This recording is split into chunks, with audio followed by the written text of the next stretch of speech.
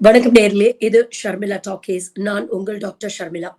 நேத்து ஃபுல்லா பாத்தீங்கன்னா, சோசியல் மீடியால ஒரு வீடியோ ரொம்ப வைரல் ஆயிட்டு இருக்கு. இந்த வீடியோவ போட்டு அ நெறைய அ வலதுசாரி ஆதரவாளர்கள் என்ன போடுறாங்கன்னா, இதுக்கு தான் வந்து கோவில்கள வந்து தமிழ்நாடு கவர்ன்மெண்ட் கையில இருக்கக்கூடாது. நம்ம கையில எடுக்கணும் அப்படின்னு சொல்றோம். அப்படிங்கிற செய்திய வந்து இந்த வீடியோவ டேக் பண்ணி போட்டுட்டு இருந்தாங்க. சரி, இந்த வீடியோல என்னதான் இருக்கு அப்படின்னு பார்க்கலான்னு இந்த வீடியோல போய் பார்த்தோம். அந்த வீடியோவ நான் ப்ளே பண்ண சொல்றேன். முதல்ல இந்த வீடியோவ பாருங்க. அதுக்கப்புறம் நாம பேசலாம். யார் இவங்க? யார் இவங்கன்னு கேட்டேன். நீங்க உங்களதான் இங்க கோவில்காரர் தான் கேக்குறேன் நானு. பாவாயத்தை படிக்கிறாங்க, கிறிஸ்டின் பாவாயத்தை படிக்கிறாங்க தேசிக்கு. நான் 2 நாளா பாத்துட்டு இருக்கேங்கண்ணா. அண்ணா 2 நாளா பாத்துட்டு இருக்கேன்னா என்னமோ ஏதோ படிக்கிறாங்க போல இருக்கு, ஏதோ யூபிஎஸ்க்கு படிக்கிறாங்க போல இருக்கு நினைச்சு விட்டேன். இன்னைக்குதான் புக்க பாக்குறேன், என்னமோ மாதிரி இருந்து கேட்டா இப்பதான் பேசிட்டு இருக்கேன். கையோட எடுத்துறாங்க. கபாலி கோவில வந்து நீங்க உட்காந்து படிக்கிறீங்க ஜாலியா.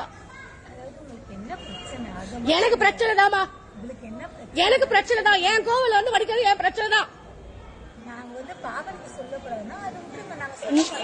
எதுக்கு இங்க வந்து உட்காந்து எதுக்கு சொல்லணும்? உங்களுக்கு இந்த இடம் உங்களுக்கு உங்களோட சொந்தமா? அது உங்க கடவுளா? அது நீங்க மாறிட்டீங்களா? இங்க வந்து பாவம் இதெல்லாம் இங்க பேசக்கூடாது.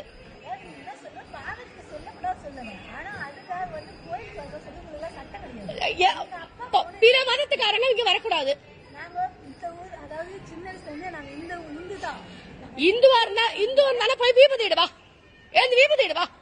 இந்து தானே, இந்து தானே, நீ வீபதிடுவா. எழுந்து வீபதிடுவா. நான் அப்படிதான் கத்துவேன், நான் அப்படிதான் கத்துவேன், நான் அப்படிதான் கத்துவேன். எழுந்து வீபதி எடுங்க. நான் பேசிருக்கேன், நான் லைன் போயிட்டு இருக்கு. வாங்க வீபதி எடுங்க. சிம்பிள், வீபதி எடுங்க. எழுந்துருங்க. அப்படி எதுக்கு வர? நீங்க எதுக்கு வரீங்க? நீங்க எதுக்கு இங்க வரீங்க? நான் எனக்கு தேவையே இல்ல. நான் 10 நான் வந்து அததான் நான் சொல்றேன். இங்க வந்தா சிவனை பத்தி பேசுங்க, பார்வதி பேசுங்க, அது படிங்க, வீபதி எடுத்துக்கோங்க, குங்குமம் எடுத்துக்கோங்க, உட்காருங்க. வீடியோ பாத்துருப்பீங்கன்னு நினைக்கிறேன். இந்த ஹிந்து லேடி வந்து பயங்கர கோபமா பேசுறாங்க. அவங்களுடைய ஃபேஸ் வந்து கேமராவுக்கு பின்னால இருக்கு. ஆனா அந்த கோவில் அத்தாரிட்டியை கூப்பிடுறாங்க. கூப்பிட்டு ரொம்ப உரிமையோட அந்த கோவில் அத்தாரிட்டியை கூப்பிடுறாங்க. அவங்களுக்கு ரொம்ப நாளா தெரியும் போல் இருக்கு, ரெகுலரா அந்த கோவிலுக்கு வராங்கன்னு நினைக்கிறேன். கூப்பிட்டு என்ன இதெல்லாம், யார் இவங்க, எதுக்கு இப்படி உட்காந்து படிச்சுட்டு இருக்காங்க அப்படின்னு கேக்குறாங்க. உடனே அவர் வந்து கேக்குறாரு, என்னாச்சு, என்ன பிரச்சனை அப்படின்னு கேட்டா, இல்ல நான் 2 நாளா பாக்குறேன், இங்க உட்காந்து வந்து இவங்க வந்து பாவ அறிக்கை படிச்சுட்டு இருக்காங்க, பைபிள் படிச்சுட்டு இருக்காங்க அப்படிங்கிறாரு. அப்போ உடனே அவர் கேக்குறாரு, 2 நாளா பாக்குறீங்கன்னா இப்பதான் சொல்றீங்க, ஏன் இவ்வளவு நேரம் சொல்லவே இல்லை அப்படின்னு கேட்டா, இல்ல நான் 2-3 நாளா பாக்குறேன், யூபிஎஸ்சி எக்ஸாம்க்கு ஏதோ படிக்கிறாங்கன்னு நினைச்சிட்டு இருந்தேன். இன்னைக்குதான் வந்து கேட்டேன், என்ன படிக்கிறீங்க அப்படின்னு கேட்டேன். கேட்டோன்னு சொன்னாங்க, அப்புறம் தான் எனக்கே தெரியும் அப்படின்னு சொல்றாங்க. சொல்லிட்டு அந்த பெண் மேல உடனே சார்ஜ் பண்றாங்க. கபாலி கோவில்ல உட்கார்ந்து ஜாலியா பாவ அறிக்கை படிக்கிறீங்களா அப்படிங்கிற ஒரு கேள்வி எழுப்புறாங்க. இது என்ன உங்க கோவிலா, உங்க கடவுளா, உங்களுக்கு யார் ரைட்ஸ் கொடுத்தது இங்க வந்து உட்காந்து பைபிளும் பாவ அறிக்கையும் படிக்கிறதுக்கு? நீங்க தான் மாறிட்டீங்கல்ல, அதுக்கப்புறம் எதுக்கு இங்க வந்து உட்காந்து படிக்கிறீங்க, எடுத்துட்டு வெளியே போங்க அப்படிங்கிற ஒரு விஷயத்த சொல்றாங்க. உடனே அந்த பெண் வந்து, நானும் ஹிந்து தாங்க, நான் ஆரம்பத்துல ஹிந்துவா தான் இருந்தேன், அதுக்கப்புறம் தான் நாங்க மதம் மாறிட்டோம், பாவ அறிக்கை படிக்க கூடாதுன்னு சொல்லுங்க, அது நியாயமான விஷயம், ஆனா கோவிலுக்குள்ள வரக்கூடாதுன்னு சொல்றதுக்கு உங்களுக்கு எந்த உரிமையும் இல்ல அப்படிங்கிற ஒரு வாதத்தை எடுத்து வைக்கிறாங்க. பதிலுக்கு இந்த பெண் கேக்குறாங்க, அப்படியா, அப்ப நீங்க ஹிந்துவா தானே இருந்தீங்க, பரவாயில்ல, அப்ப வாங்க வந்து விபூதி வச்சுக்கோங்க, குங்குமம் வச்சுக்கோங்க அப்படின்னு அந்த பெண்ணை வந்து தர்க்கம் பண்றாங்க. தர்க்கம் பண்ண உடனே அந்த பெண் என்ன பண்றாங்க, பதிலுக்கு, கத்தாதீங்க, இப்ப எதுக்கு சத்தம் போட்டு இப்படி ஊரை கூட்டுறீங்க, அதான் சொல்லிட்டீங்கல்ல கிளம்புறோம் அப்படிங்கிற அளவுக்கு கிளம்புறாங்க. கிளம்பும் போது அவங்க பின்னாலேயே இந்த அம்மா மறுபடியும் கத்திக்கிட்டே இருக்கிறாங்க.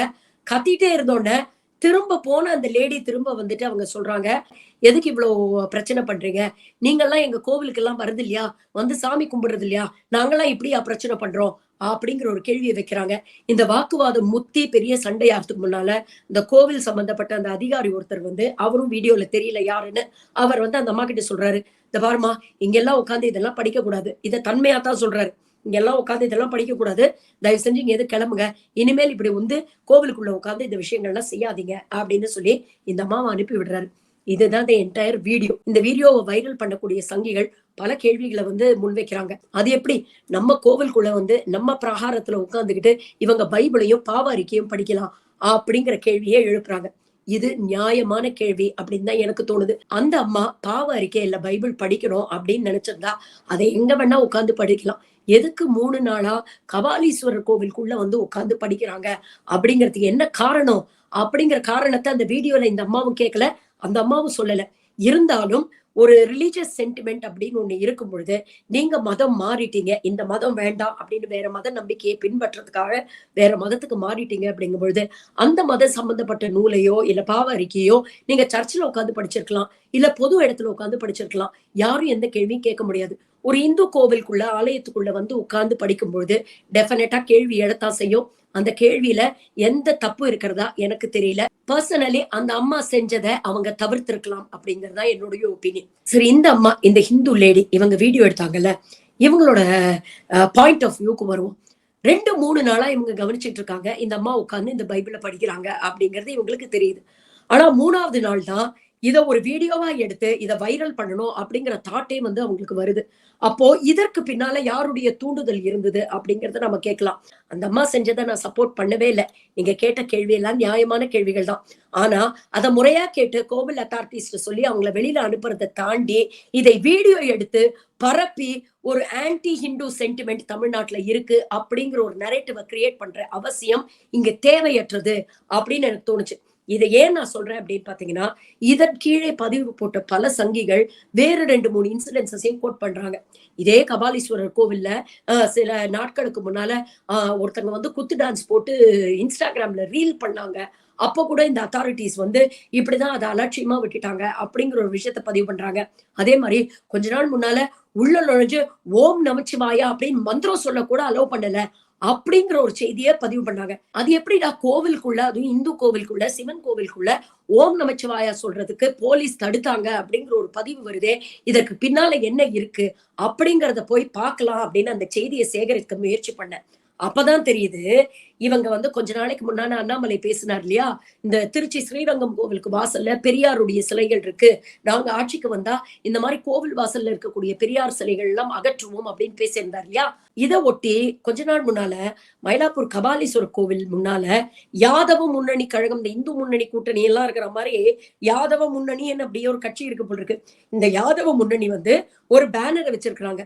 அதுல என்ன சொல்லியிருக்கிறாங்கன்னா, கடவுளை நம்பாதவன் எல்லாம் முட்டாள் அப்படின்னு போட்டு ஒரு பேனர் வச்சிருக்காங்க. உடனே போலீஸும் கார்பரேஷனும் வந்து அந்த பேனரை அகற்றி இருக்கிறாங்க. உடனே இவங்க என்ன பண்ணிருக்கிறாங்க, ஹிந்து முன்னணியோட சேர்ந்துகிட்டு 2 கூட்டமும் சேர்ந்து கோவிலுக்குள்ள போய் சாமி கிட்ட நாங்க பிராது கொடுக்கிறோம், ஹிந்து சென்டிமெண்ட்ஸ் அஃபெக்ட் ஆகுதுன்னு, கடவுள் கிட்ட இத பத்தி நாங்க பேச போறோம், இத பத்தி நாங்க புலம்ப போறோம் அப்படின்னு சொல்லி கோவில் பிரகாரத்துக்குள்ள ஒரு கூட்டத்தை கூட்டி வச்சுக்கிட்டு அங்க நாங்க கடவுள் கிட்ட கம்ப்ளைண்ட் பண்றோங்கிற பேர்ல ஓம் நமச்சிவாயான்ற கோஷங்களை எழுப்பியிருக்கிறாங்க. அப்போ உண்மையிலேயே பக்தியோட நீங்க கடவுள் கிட்ட ஓம் நமச்சிவாயா சொல்றதுக்கும் ஒரு உள்ளூர ஒரு மோட்டிவ வச்சுக்கிட்டு ஒரு கோஷமாக ஓம் நமச்சிவாயா சொல்றதுக்கும் நிறைய வித்தியாசம் இருக்குல்ல. மகாத்மா காந்தி சொன்ன ஹே ராமுக்கும் இப்ப சங்கிகள் சொல்ற ஜெய் ஸ்ரீராமுக்கும் இருக்கிற வித்தியாசம் என்ன அப்படிங்கிறது உங்களுக்கு புரிஞ்சா இந்த வித்தியாசம் என்ன அப்படிங்கிறது உங்களுக்கு புரியும். அப்படி சொல்ல போய் தான் போலீஸ் அவங்கள உள்ள இருந்து வெளியே அகற்றி இருக்கிறாங்க. அப்போ இந்த என்டையர் இன்சிடென்ட்ல இருந்து 2 விஷயங்கள் நமக்கு தெளிவா புரியுது. ஒண்ணு, அந்த கிறிஸ்டியன் லேடி ஆகட்டும், இல்ல இந்த இந்து லேடி ஆகட்டும், 2 பேருமே அவங்களோட மத நம்பிக்கையில ரொம்ப எக்ஸ்ட்ரீமா இருக்கிறாங்க. ஒரு ரிலீஜியஸ் இன்டாலரன்ஸ் அப்படிங்கிற அளவுக்கு வந்து இன்னைக்கு அவங்களுடைய பக்தி வந்து கண்மூடித்தனமான ஒரு பக்தி வந்து அவங்களுக்குள்ள ஒரு இன்செக்யூரிட்டியை ஏற்படுத்துது அப்படிங்கறத நாம பாக்குறோம். இது எல்லாத்தையும் தாண்டி மக்களான நமக்கும் ஒரு பொறுப்பு இருக்கு. நீங்க அந்த வீடியோவை பாத்தீங்கன்னா, இந்த என்டையர் சண்டை நடக்கும் பொழுது கிட்டத்தட்ட பேக்ரவுண்ட்ல எவ்வளவோ பக்தர்கள் மேலையும் கீழே கிராஸ் பண்ணியிருப்பாங்க. ஆனா யாருமே இந்த விஷயத்த பத்தி பெருசா கண்டுக்கல. அவங்க பாட்டுக்கு அவங்களுடைய பக்தியில சாமியை கும்பிட்டுட்டு போறாங்க அப்படிங்கறத தான் பாக்குறோம். இதுதான் உண்மை, இதுதான் நிதர்சனம்.